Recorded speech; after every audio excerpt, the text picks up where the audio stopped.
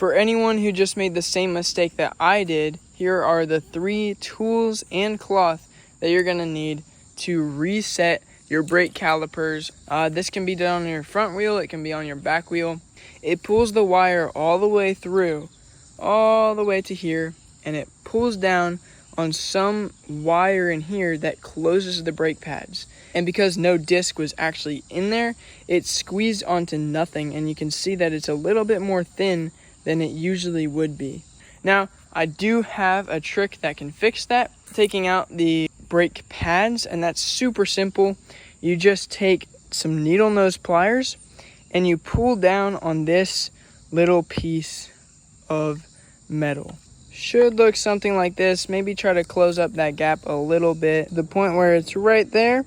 And then what you should be able to do is just grab this end here with your pliers and pull that pin right out of there. Place that pin somewhere safe where you know you can come back to it and it'll still be there. Now that that pin is completely freed, you can actually take the brake pads out. Nice. And just like that, you take these and set them somewhere safe as well. Now, don't worry if they come apart.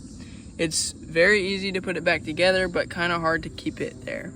So these have little wedges on them so that you can put them on this little metal rail.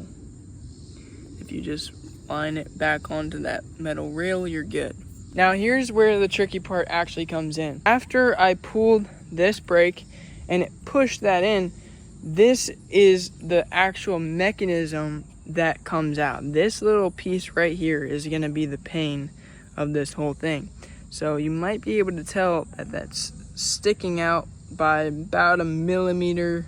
I'm going to take my flathead screwdriver and then take a cloth so that you don't scuff up your brakes. But you're going to very thinly put it over your flathead. And then what you should be able to do is put it in there, and basically by using the leverage on this and the wall of this, you can push the edges of that back in.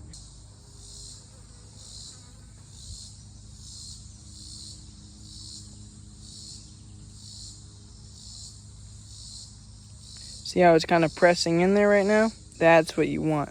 So, like I said, if it falls off, you just place it back into that little tray, and then you slide it back up into the bike the same way that you took it out. Once your pads are just about back in, what you can actually do to kind of recalibrate it is poke your kind of like pin through that hole again and make sure that you just have everything all lined up.